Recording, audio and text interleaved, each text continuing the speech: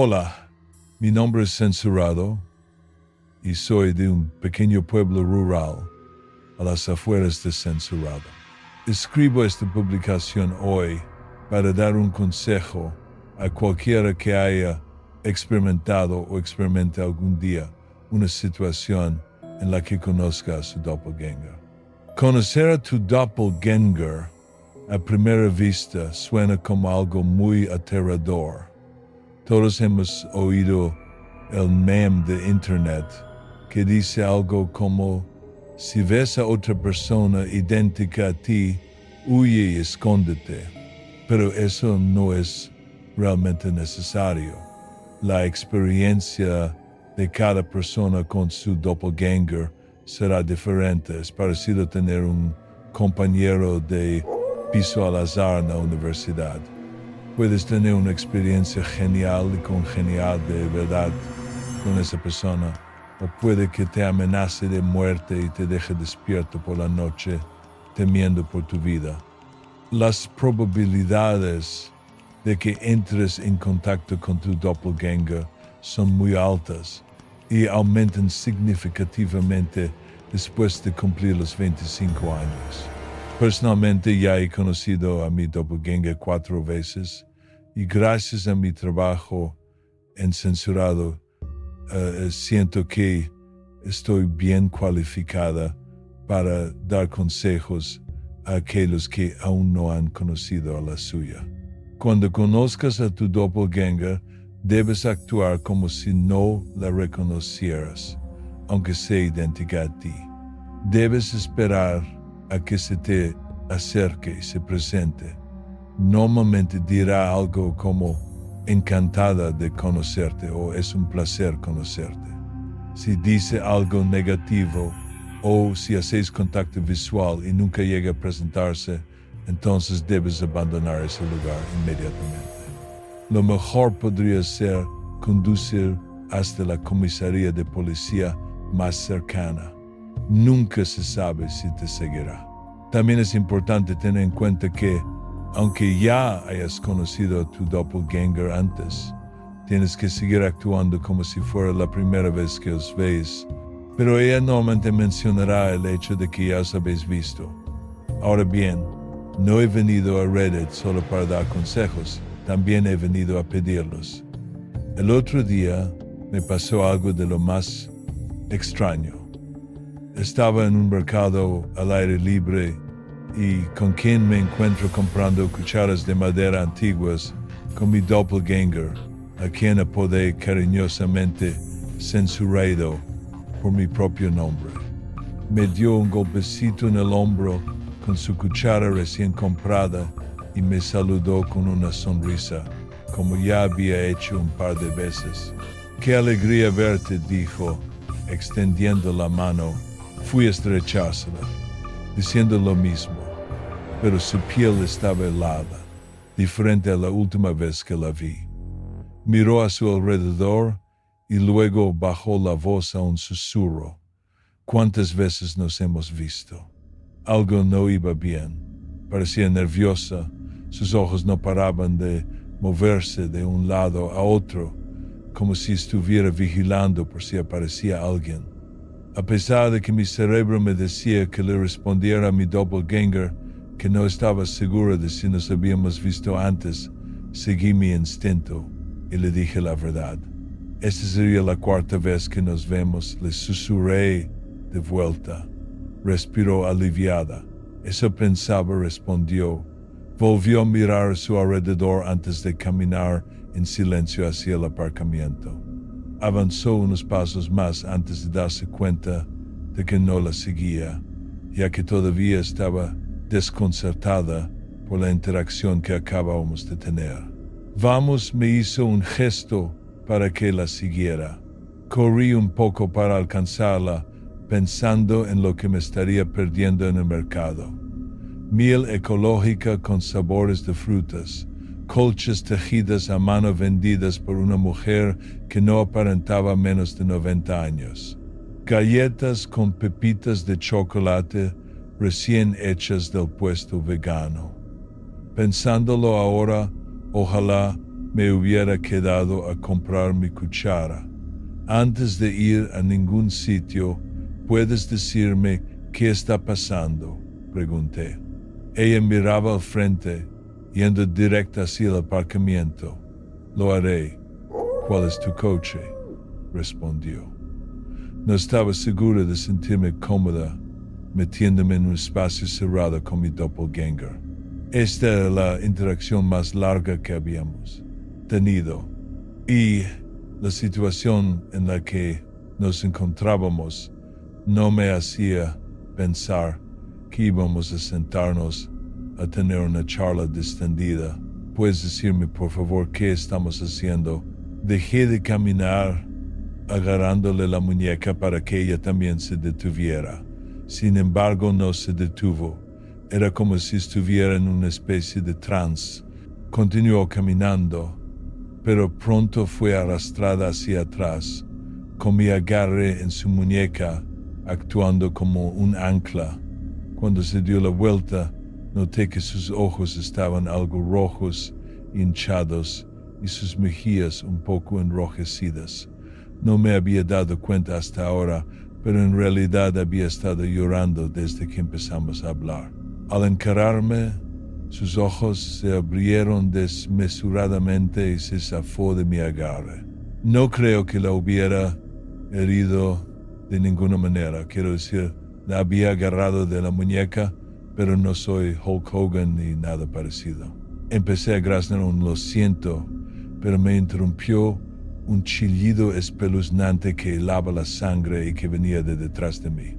Me di cuenta de que mi doppelganger no me estaba mirando a mí, sino más allá de mí, y me giré a regañadientes para ver el origen del grito. Al principio no vi nada, solo familias pululando por el mercado y una niña intentando pasear a dos grandaneses sin tropezar. Mientras observaba a la niña intentar adiestrar a los perros, noté un sonido de golpes sordos. Escudriñé el horizonte. El sonido se hacía más rápido y pesado a medida que lo buscaba. Cuando finalmente lo vi, me quedé sin aliento. Sentí como si alguien me hubiera sacado el aire de los pulmones, pero no debería haber sido así. Esa visión no habría sido nada fuera de lo común para mí, quizá un poco chocante al principio, pero nada que no pudiera racionalizar de no haber sido por la persona con la que estaba. Corriendo a toda velocidad hacia mí, desde el bosque había una mujer joven de 20, censurado años, con su larga y desgreñada melena, censurado, ondeando tras ella. Llevaba un camisón de hospital manchado de vetas de sangre, y a medida que se acercaba, noté que tenía una pequeña cicatriz en censurado. La mujer era yo. Era mi doppelganger, pero sabía que no lo era. Me di la vuelta, censurado, y yo teníamos la misma expresión de horror grabada en la cara. Tenemos que irnos, dijo con voz ahogada entre sollozos, y esta vez no esperé una explicación. Las dos echamos a correr hacia mi coche, sin detenernos a ver si todavía nos perseguían. Fui hacia la puerta del conductor, pero ella me detuvo, diciendo, sé a dónde tenemos que ir, yo conduzco. Tú puedes vigilar. No discutí, aunque normalmente no me sentía cómoda con que otras personas condujeran mi coche, aunque técnicamente seguiría conduciéndolo yo. Corrí hacia el lado del pasajero y abrí la puerta de par en par, encogiéndome de dolor cuando se estrelló contra el coche de al lado. En otras circunstancias habría dejado una nota, pero no podía perder tiempo. Para ser alguien que supuse que no conducía mucho, mi doppelganger logró salir a toda velocidad del aparcamiento con una rapidez sorprendente. Mientras conducía, empecé a devanarme los sesos, intentando entender lo que acababa de ver. Una tercera doppelganger, Nunca había oído nada parecido, ni en mi vida personal ni en el trabajo. ¿Y cómo sabía mi doppelganger original de esto? ¿Está involucrada? Bueno, tengo que hacer una confesión. No escribo esta publicación para dar consejos, la escribo para pedirlos. Tuve que presentarla y escribirla bajo el pretexto de dar consejos, porque era la única forma de que ella no sospechara. Mi doppelganger y yo hemos estado dando vueltas en círculo alrededor de la entrada del bosque donde vi a la tercera doppelganger.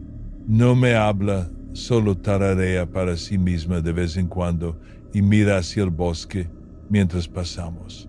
Conduce con la mano izquierda y en la derecha tiene la cuchara de madera que compró y no para de dar golpecitos en el reposabrazos con ella. Los golpecitos suelen ser lentos, pero cada vez que pasamos por la zona donde vimos por primera vez a la doppelganger, los golpes se aceleran rápidamente. No sé qué hacer, no sé si puedo confiar en ella. Salgo del coche, le cuento a mi trabajo lo de la tercera doppelganger.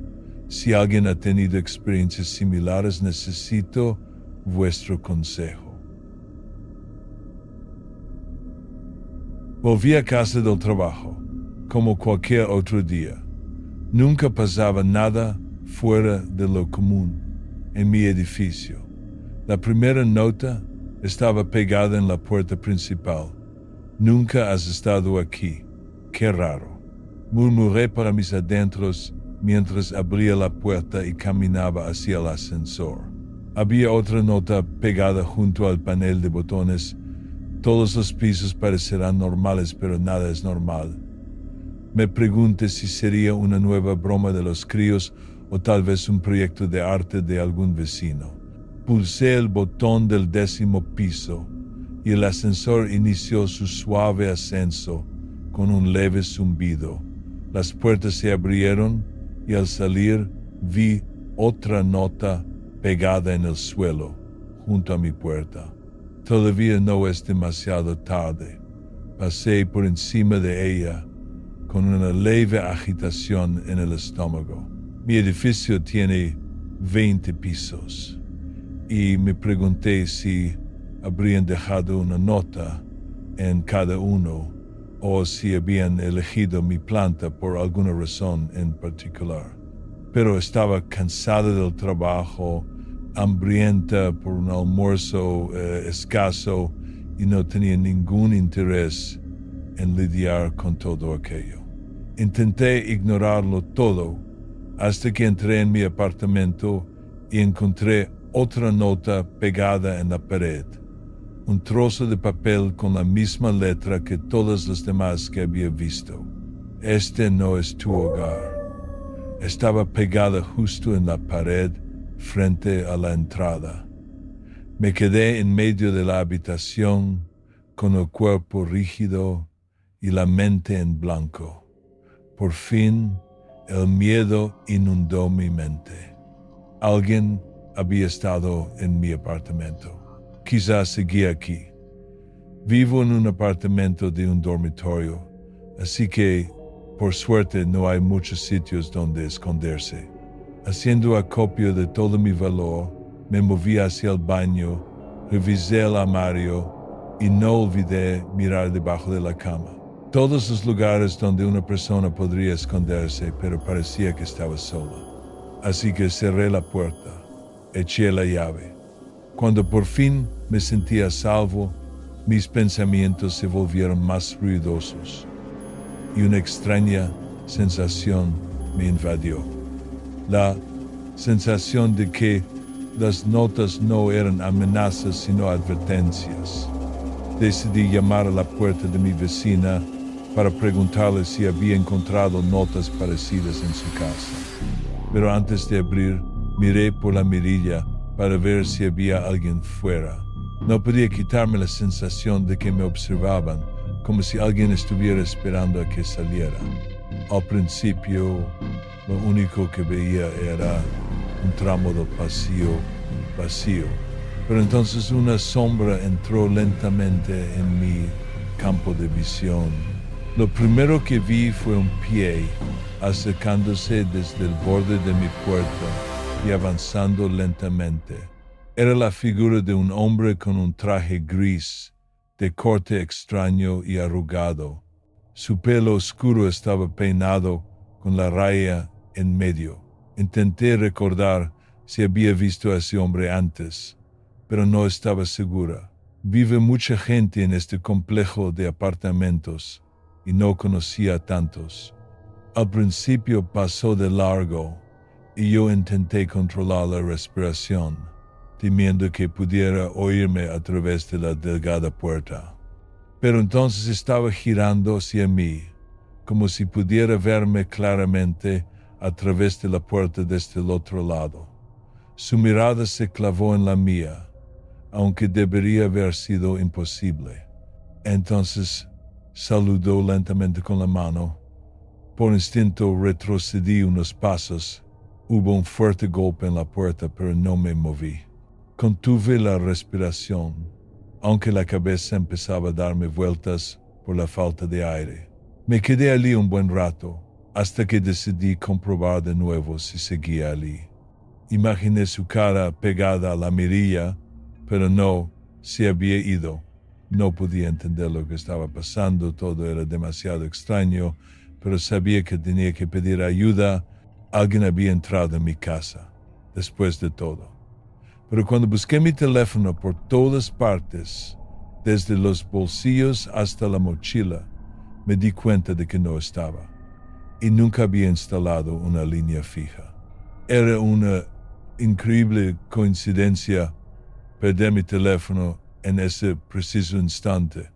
Alguien tenía que habérmelo robado.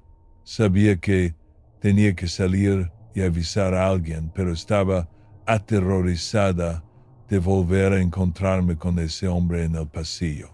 Antes de que pudiera pensar en otro plan, unos golpes frenéticos resonaron en mi puerta.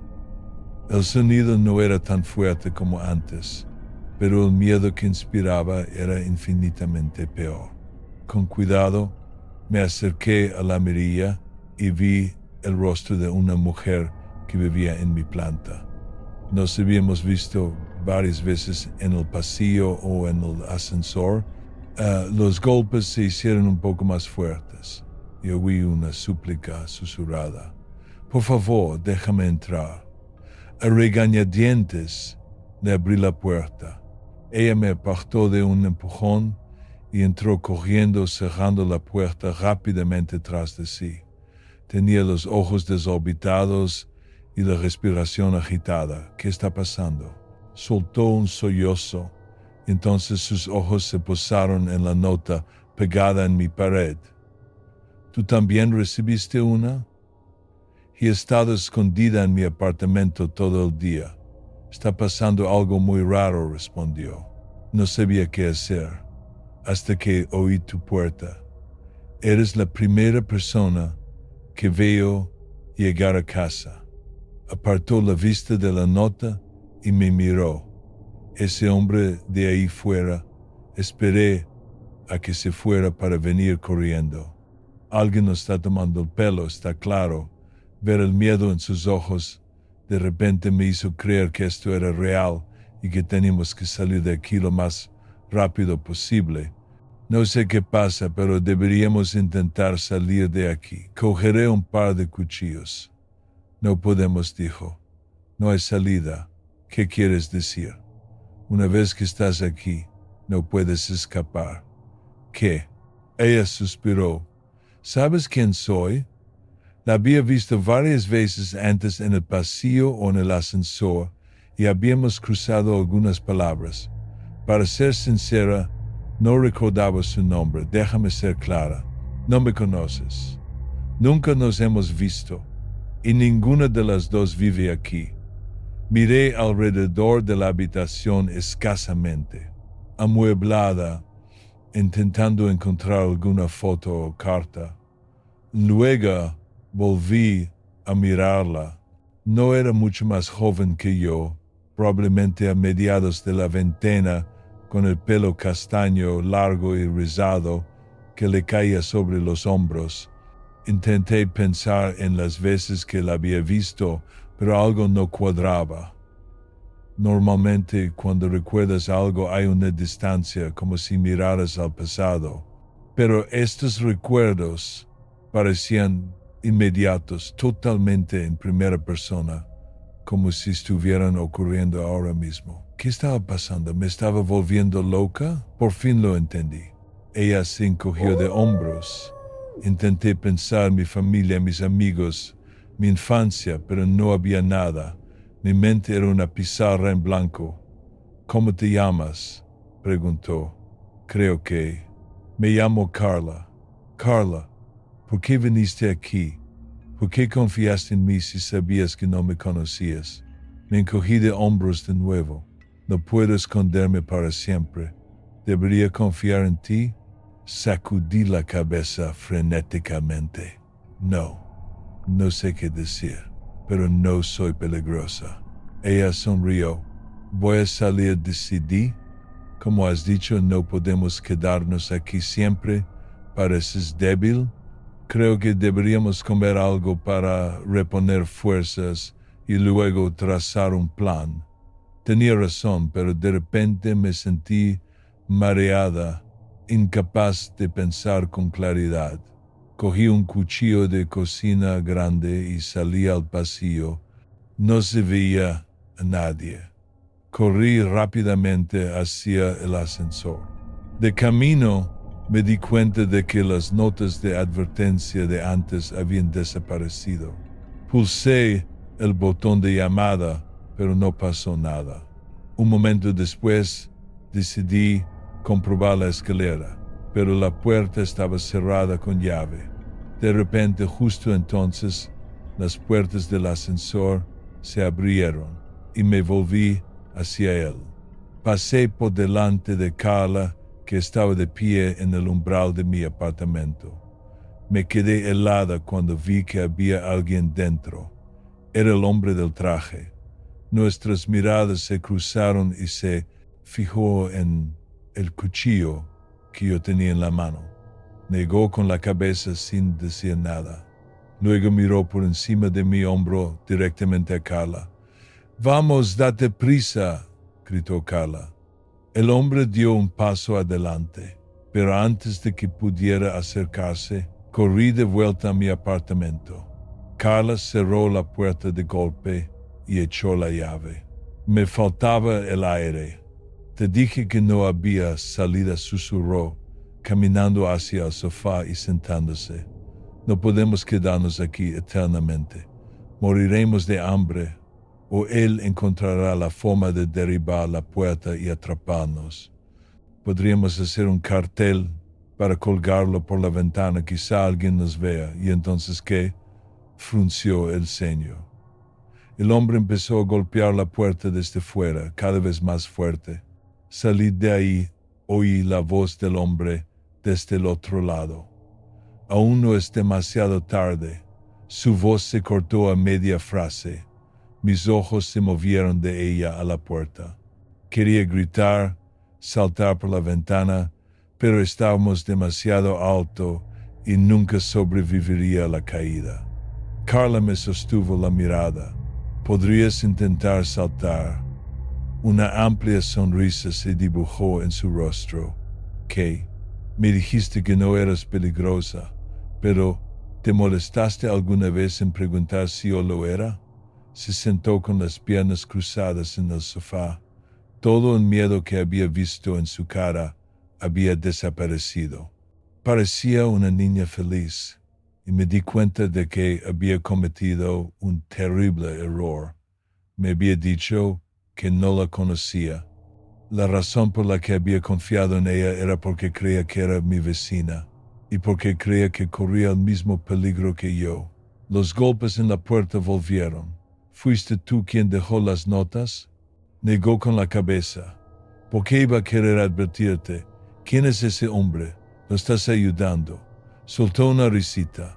Volví a mirarle la cara y me di cuenta de que era demasiado perfecta.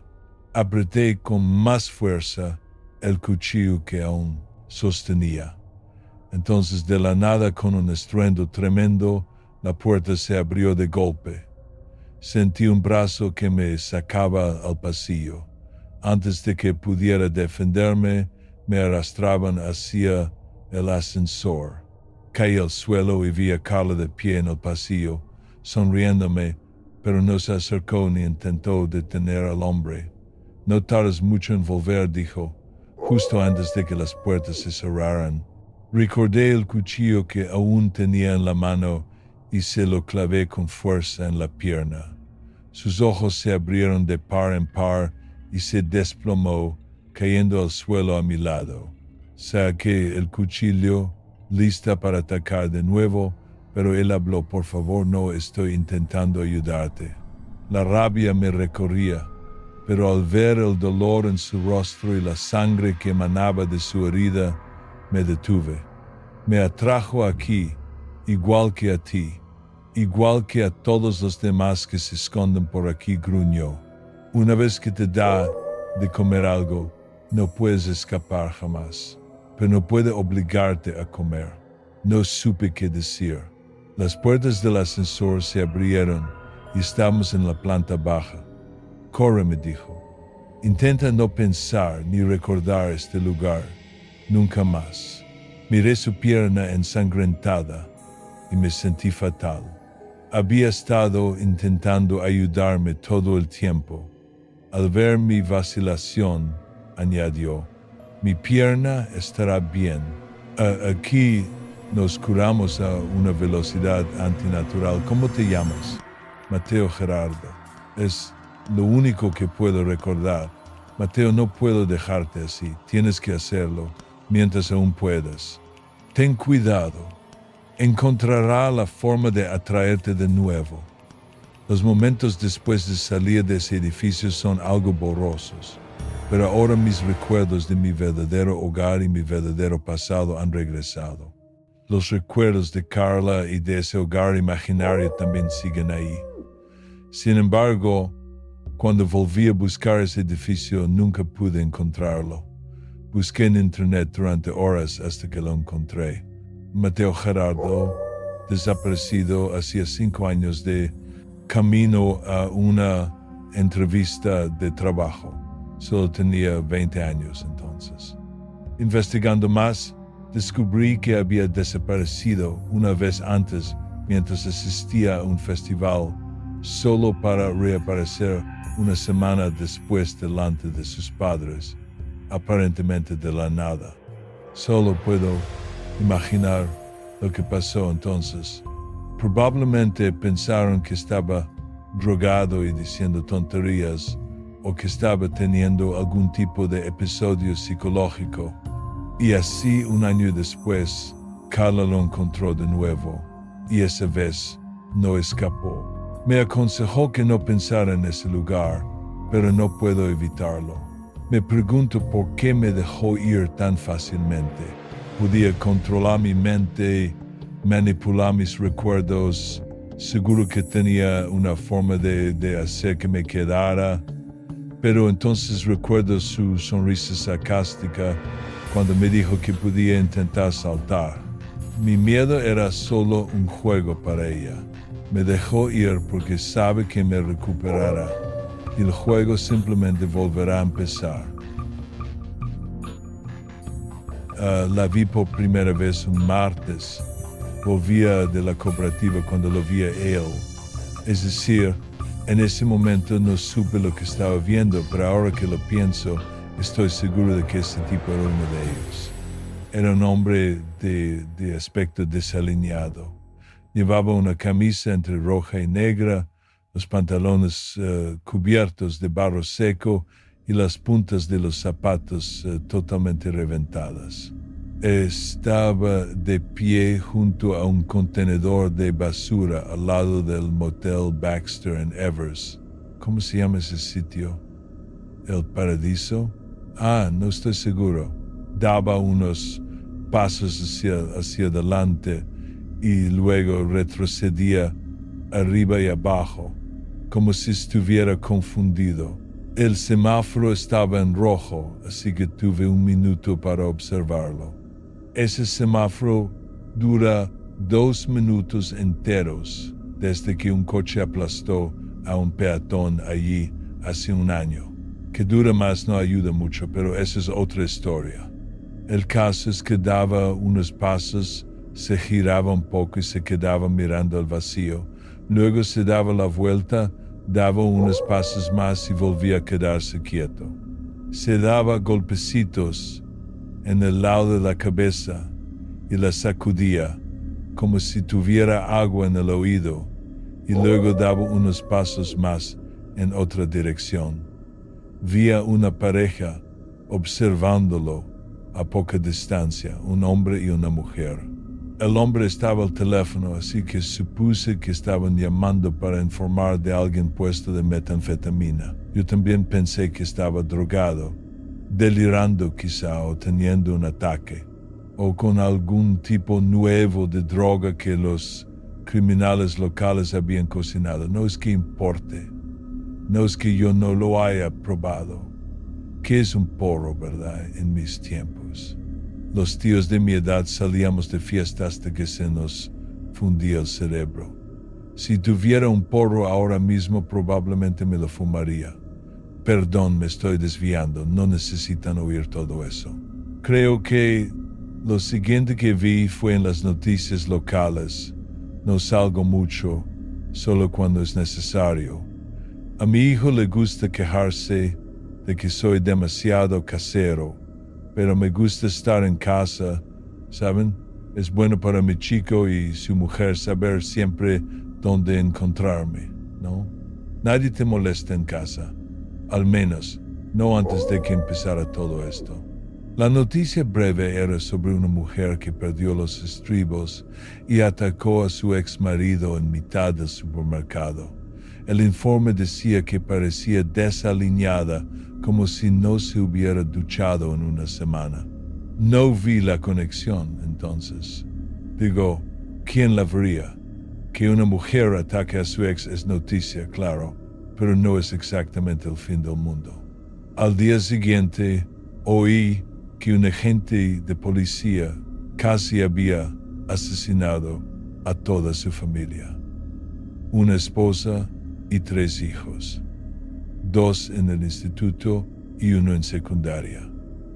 La familia era bastante conocida en el pueblo.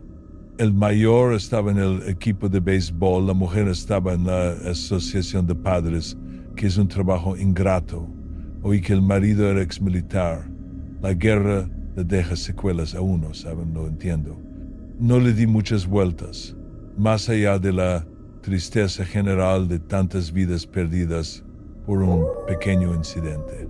La esposa lo detuvo de un solo disparo con la propia pistola de él, pero no antes de que él hubiera matado a los 2 más jóvenes. Iba por el mayor cuando ella le metió una bala en la nuca. Entonces mi hijo, Fabián, me llamó, me dijo que la madre de esa historia era la mejor amiga de su esposa Juana. Se conocían desde el instituto. Ella estaba en shock, por supuesto, y Juana la visitaba constantemente en el hospital. Y ahí fue cuando las cosas se pusieron serias y más claras. La esposa del policía empezó a empeorar. Al principio era solo un poco de estrés postraumático, pero se fue desquiciando cada vez más. Rompía cosas. Su mente era inestable. Sus ojos estaban perdidos o miraban fijamente a Juana, como si supiera que había alguien ahí, pero no pudiera verla del todo. Apretaba un vaso con tanta fuerza que se hacía añicos en su mano, y no parecía importarle que los cristales se le clavaran en la palma. Era como si estuviera metida en alguna droga de la que no pudiera bajar. Entonces, una semana después, mientras mi hijo y mi nuera la visitaban en el hospital, atacó a Juana. Mi hijo dijo que pasó muy rápido En un segundo estaba medio consciente en la cama y al siguiente estaba encima de Juana como un perro rabioso, gritando, con espuma saliéndole a borbotones por los labios. Fabián no pudo quitársela de encima hasta que le dio una patada tan fuerte que le rompió las costillas, casi rompiéndose él mismo la pierna. Y entonces ella se volvió contra él, lanzándosele encima como un gato salvaje. Él sabe algún tipo de arte marcial rara e hizo una voltereta y ella cayó de bruces al suelo. La caída le rompió el cuello. Mi hijo es un alma de Dios, un buen chico. Le enseñé a no pegarle nunca a una mujer, pero a protegerse siempre a sí mismo y la gente que quiere. Y eso fue exactamente lo que hizo. El sheriff nos conoce a mi Fabián, sabe lo bueno que es el chico, pero aún así lo arrestó. Tuve que ir a pagar su fianza y me encontré con que todo el pueblo parecía estarse volviendo loco. La gente salía de sus casas y cometía actos de violencia al azar, persiguiéndose, pegándose, amigos peleando contra amigos, familiares volviéndose los unos contra los otros. La historia era siempre la misma. Durante una semana, la persona empeoraba más y entonces, ¡boom!, quedaban poseídos por un deseo singular de asesinar a sus seres más cercanos. Suena a plaga zombie, ¿verdad? Solo que nadie intenta comerse a nadie, solo matarlos. Nadie recibe mordiscos. O sea, a veces la gente resulta mordida en los forcejeos, pero el sheriff Dayson dijo que no se contagia así. Llamó al CDC pensando que era algún tipo de moda pasajera. ¿Qué más podía ser? Podía estar extendiéndose, pero era demasiado increíble para ser una enfermedad. Simplemente no tenía ningún sentido. Quizá es el agua. Yo bebo mucha agua embotellada, así que quizá por eso estoy bien, aunque sigo usando agua del grifo para cocinar. Pero todo viene de la misma fuente. Nadie cocina con agua embotellada. Eso es un despilfarro. Además de ser un despilfarro, todo ese plástico es malo para el medio ambiente. Cierto, perdón. Quiero a mi hijo, de verdad que sí. Pero Dayson me convenció de que lo dejara encerrado porque sabía que ya no estaba seguro. En absolutamente todos los casos, quien mataba a uno de los enfermos enfermaba también en el plazo de una semana. Esa era una de las formas en que se estaba extendiendo tanto. No podía simplemente entregarme a Fabián sabiendo que otros como él se habían convertido en asesinos sin conciencia, así que ni siquiera pude despedirme. Lo dejé allí, en esa celda, esperando que la muerte no lo encontrara. Lo hice. Fui a casa y llamé a Juana. Le conté lo que el sheriff me había dicho. Dijo que podía venir a quedarse conmigo para que no estuviéramos tan solos en todo esto, pero temía contagiármelo de algún modo. Él estuvo en la habitación. Después de todo, si Fabián podía contraerlo, ¿qué pasaba con ella? Los síntomas no eran tan evidentes en todo el mundo como lo fueron en su amiga. ¿Quién podía asegurar que no enfermaría y me daría casa o me obligaría a tener que sacrificar a la esposa de mi propio hijo? Pobre chica. Podía oír el miedo en su voz. Ella tampoco quería estar sola. Tengo un pequeño santuario abajo, en el sótano. Siempre me ha gustado estar aquí abajo.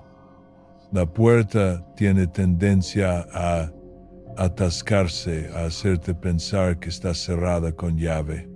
A veces lo está de verdad y guardo un destornillador aquí abajo para tales ocasiones, por si se atasca mientras estoy dentro. Unos días después, estaba en el sótano cuando oí un montón de ruidos extraños en el piso de arriba. Estaba viendo M.A.S.H., creo, una gran serie clásica. La ponían cuando yo era niño, pero no me enamoré de ella hasta el instituto. El caso es que bajé el volumen de la tele y fue entonces cuando oí los pasos, pesados e inseguros. No sabía quién era, pero supe en mi alma que era uno de los enfermos. Felipe, ¿estás ahí abajo en el sótano? Era Juana. No sé por qué, pero corrí inmediatamente a la puerta y eché la llave. Es vergonzoso tenerle miedo a una mujercita como Juana, pero que Dios me ayude. Estaba aterrado. Te oigo. Su voz era pastosa, como si estuviera borracha. El pomo traqueteó y ella se estrelló contra la puerta. ¿Has cerrado con llave o solo está atascada? Volvió a golpearla. Voy a por el destornillador. Espérame ahí, Felipe. Te sacaré. Luego se fue a la cocina y pude oír cómo se caía. ¡Malditos tacones!, gritó. Empezó a patear el suelo. ¡Fuera! Quítense de mis pies.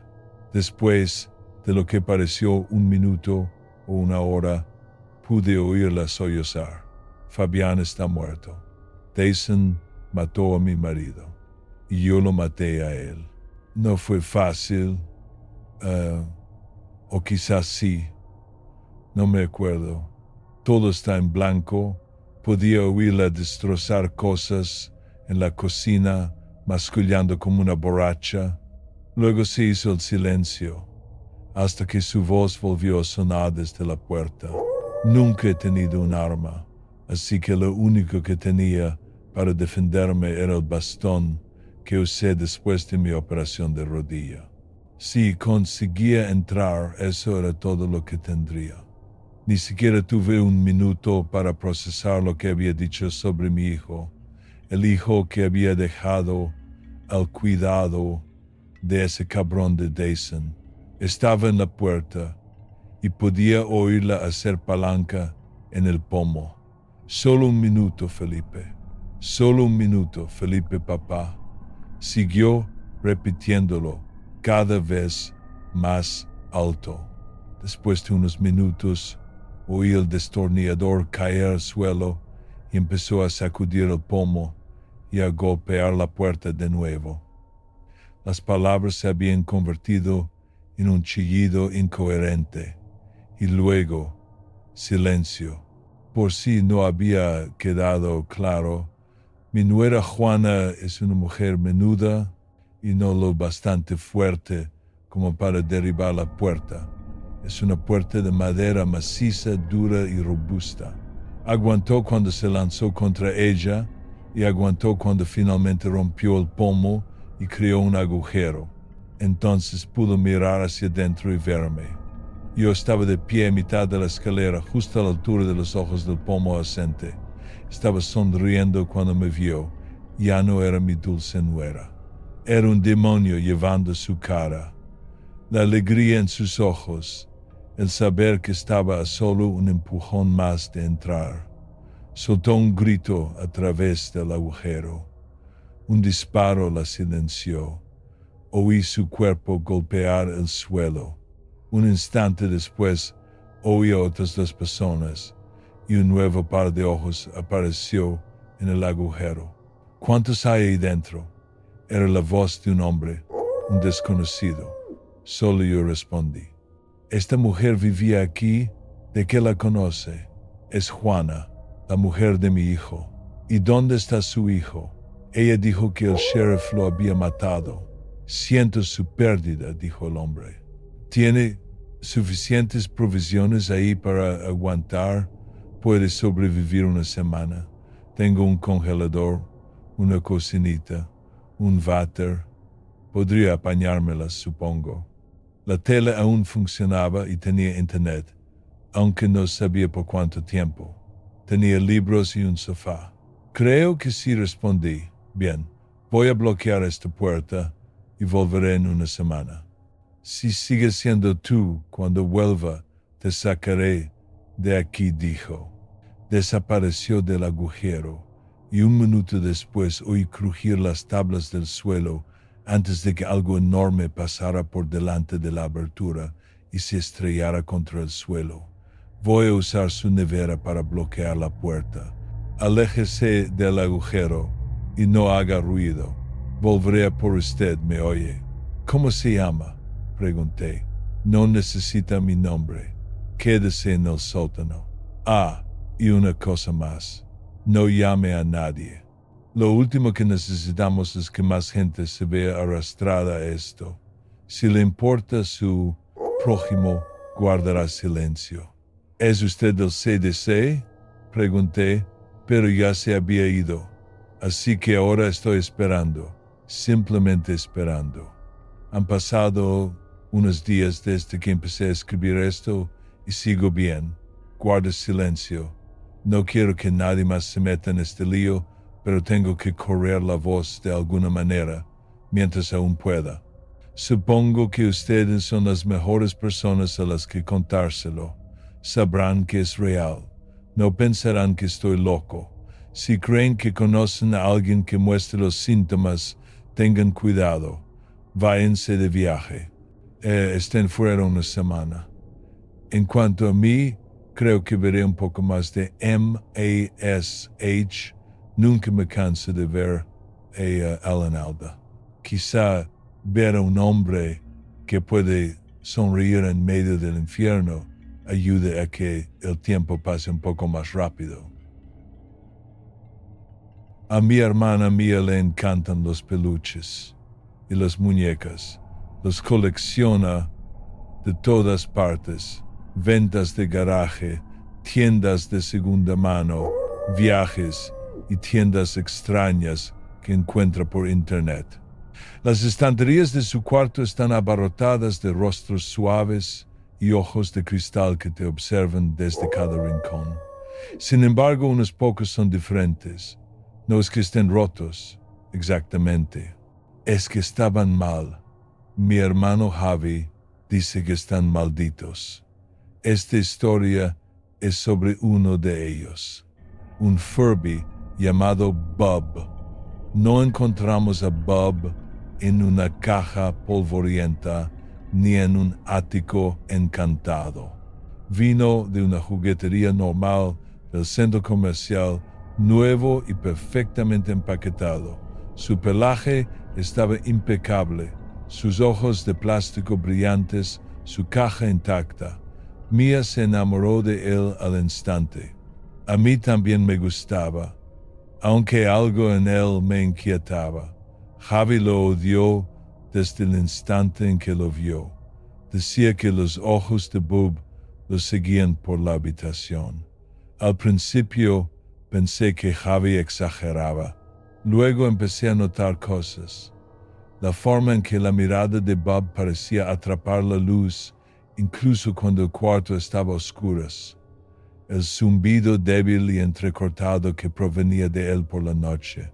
A veces, cuando la casa estaba en silencio, juraría que oía un susurro desde el cuarto de Mía, una débil voz mecánica. Bob se quedaba en el cuarto de Mía con sus otros peluches, así que no fue raro que un día ella llegara a casa con algo nuevo. Había encontrado una muñeca de porcelana en una venta de garaje a la que fue con nuestra madre. La muñeca tenía la piel pálida, un vestido azul con ribetes de encaje y unos profundos ojos verdes de cristal. La encontré en el número 66, dijo Mía, orgullosa. Se llama Clara. Desde el momento en que Clara entró en la casa, Bob enmudeció. Silencio absoluto. Ni clics, ni zumbidos, ni susurros. No le di mucha importancia al principio, pero más tarde me di cuenta de que algo en el ambiente había cambiado. Una noche, cuando entré en el cuarto de Mía para pedirle un cuaderno, pasé junto a Bub en la estantería. Estaba mirando fijamente a la puerta y cuando fui a coger el cuaderno, un susurro bajo y ininteligible salió de él, demasiado débil para entenderlo. Probablemente fue mi imaginación, pero sonó como si dijera, hambre, aliméntame. Me empezó a llevar a Clara a todas partes. Le hablaba constantemente, como si la muñeca le susurrara respuestas. En una semana, Mía tenía un aspecto diferente. Estaba más pálida, con las mejillas hundidas y el pelo más fino. Apenas comía, apenas dormía. Javi y yo intentamos hablar con nuestros padres, pero se lo tomaron a risa. Solo está siendo creativa, dijo mamá. Yo no creía que la creatividad hiciera que alguien pareciera estar consumiéndose. Una noche decidí deshacerme de Clara yo misma. La luz de la luna era tenue cuando me deslicé en el cuarto de Mía. Todo estaba quieto. Sus muñecas observaban desde las estanterías y los ojos de Bub brillaban débilmente desde la cómoda. Mientras me acercaba sigilosamente a la cama, habría jurado que uno de sus ojos se cerró fugazmente, como un guiño. Clara yacía junto a Mía, con sus ojos verdes entreabiertos. De cerca parecía inquietantemente humana. Su pelo parecía más espeso que antes, sus mejillas ligeramente sonrosadas, sus labios apenas separados en lo que casi parecía una sonrisa. Cuando la cogí, su cuerpo estaba helado. El frío me recorrió los brazos. No me detuve a pensar, simplemente salí corriendo y la tiré al contenedor de basura. Se suponía que ahí terminaría todo. A la mañana siguiente, Mía bajó las escaleras con Clara en brazos. La muñeca parecía más nueva que nunca, su pelo reluciente, sus ojos brillantes. Mía parecía agotada, pero sonreía. Cuando mi mirada se cruzó con la de Clara, creí ver un atisbo de diversión en ellos, una especie de victoria silenciosa y consciente. Una semana después, nuestros padres se fueron de viaje por su aniversario. Solo quedábamos nosotros tres, Javi, Mía y yo en casa con el congelador lleno de pizza. Esa noche, la mesa estaba cargada de un pesado silencio. Mía se sentaba frente a mí, pálida y distante, con Clara colocada pulcramente en su regazo. De vez en cuando, la mano de Mía se crispaba, como si alguien tirara de unos hilos invisibles. ¿Quieres un trozo, Clara?, preguntó Mía en voz baja. Javi suspiró.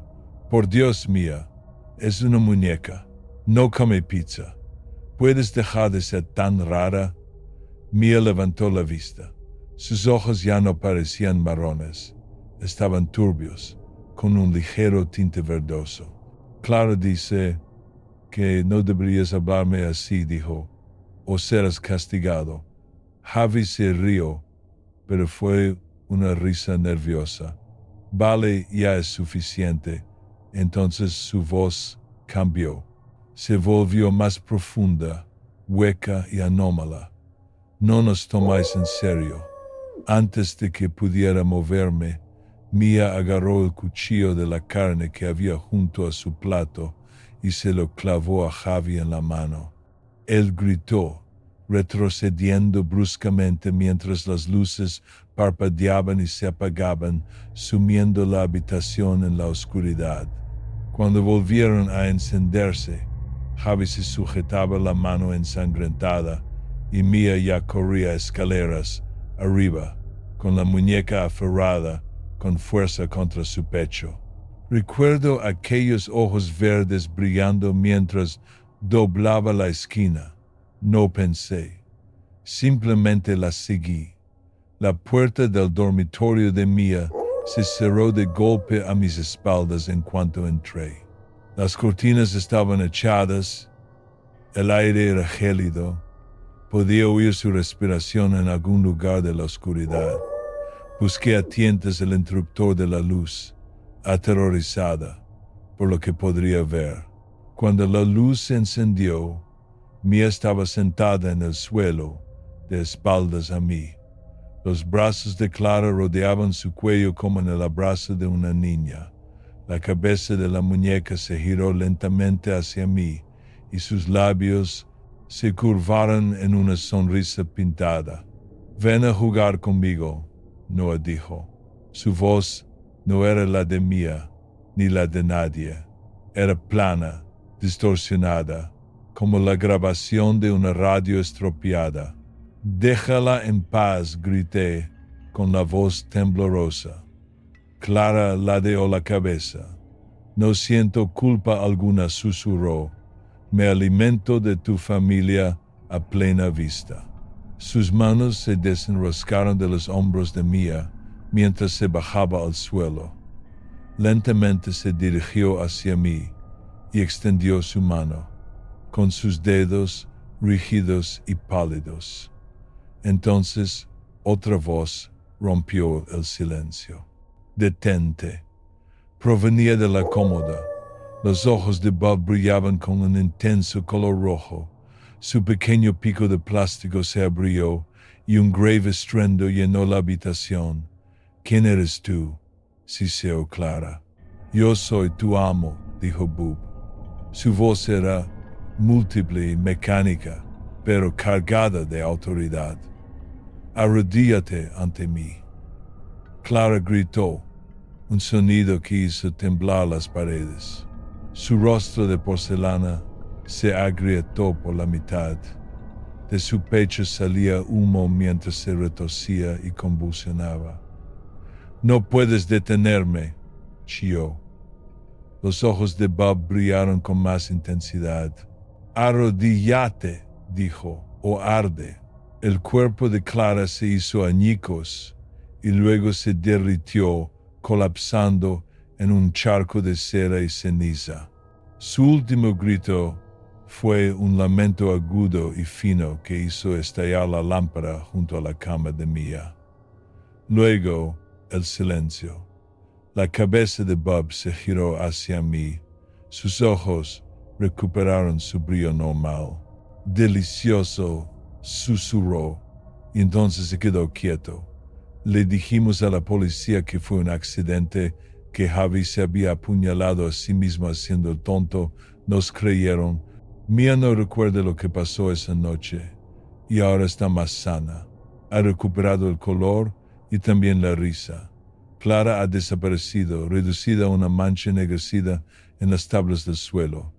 Pero a veces pillo a Bob observándome desde la cómoda, con su rostro de plástico, inexpresivo, y sus ojos un poco demasiado brillantes. Ahora sé que no debo subestimarlo, porque una mañana de primavera me desperté con un sonido familiar que se colaba por el conducto de ventilación entre nuestras habitaciones. Un suave pitido electrónico, seguido de un susurro que me heló la sangre. «Hambre, aliméntame»,